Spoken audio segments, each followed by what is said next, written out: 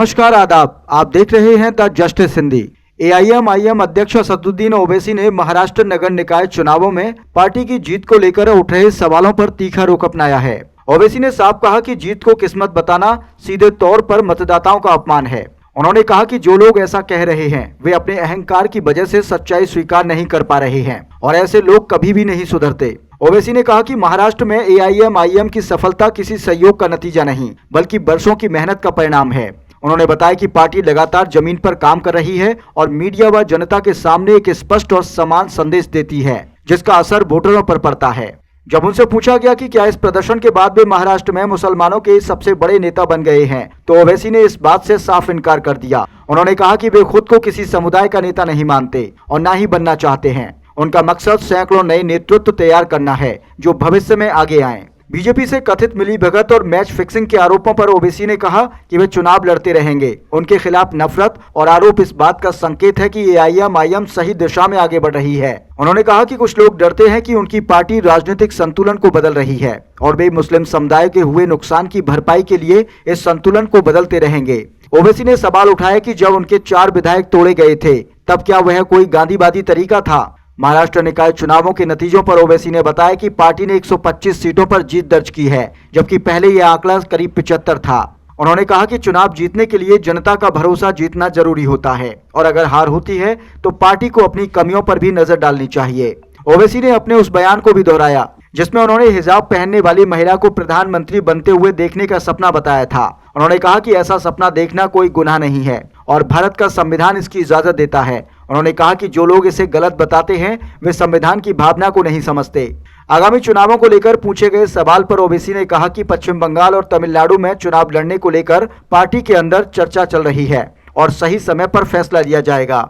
वहीं बीजेपी के नए राष्ट्रीय अध्यक्ष नितिन नवीन पर प्रतिक्रिया देते हुए ओवैसी ने कहा कि यह बीजेपी का आंतरिक फैसला है। उन्होंने मीडिया पर निशाना साधते हुए कहा कि असली मुद्दे बेरोजगारी और मॉब लिंचिंग जैसे गंभीर सवाल हैं जिन पर ज्यादा चर्चा होनी चाहिए। इसके अलावा कथित फोन टेपिंग मामले में बीआरएस नेता टी हरीश राव को मिले नोटिस पर ओवैसी ने कहा कि उनके पास जवाब देने या अदालत जाने दोनों का विकल्प मौजूद है। ओवैसी के इन बयानों से साफ है कि एआईएमआईएम आने वाले समय में भी आक्रामक राजनीतिक रुख के साथ आगे बढ़ने की तैयारी में है।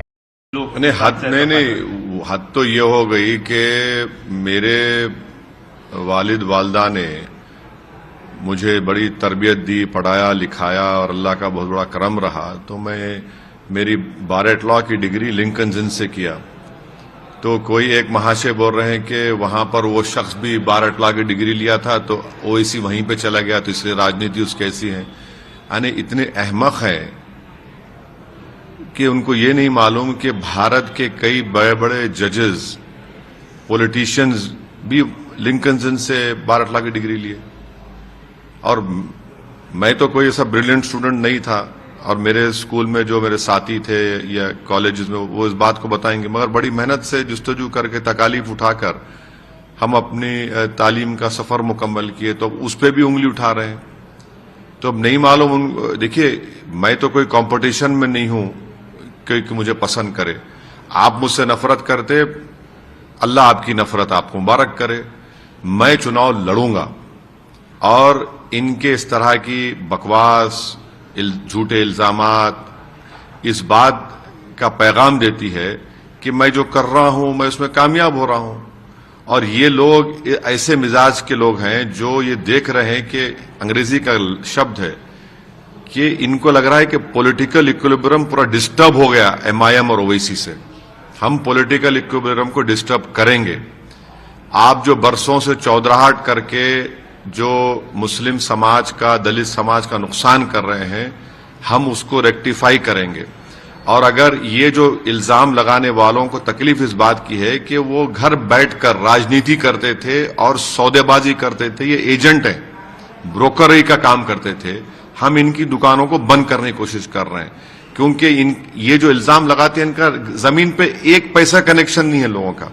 ना उनमें इतनी हिम्मत है कि विधानसभा हो या पार्लियामेंट में हो, खड़े होकर खुलकर बीजेपी की मुखालिफत भी करे और सच्चाई को बयान करे। वो नहीं कर सकते लोग। सर, सवाल उसमें ये था कि आपका जो बेसिक वोट बैंक है मुस्लिम कम्युनिटी, उसमें ये नरेशन होता जा रहा है, बनता जा रहा है। कुछ लोग एक तबका मानता जा रहा है कि आप बीजेपी के साथ मिले। अरे छोड़िए ना, कितने लोग हैं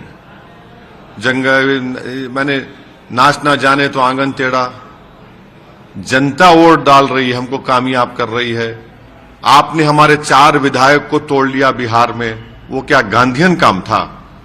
इतनी बेशर्मी है लोगों में कि तुम जब तोड़ते तो तुम्हारा तोड़ना बड़ा नेक काम है, और वही काम महाराष्ट्र में हो गया, शिवसेना के 2 टुकड़े हो गए, एनसीपी के 2 टुकड़े हो गए, कर्नाटका में कांग्रेस की सरकार के एमएलए भाग गए, मध्य प्रदेश में भाग गए, तो आपने आसमान को सर पे उठा लिया।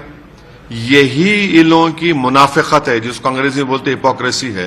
ये दोहरा रवैया है इनका।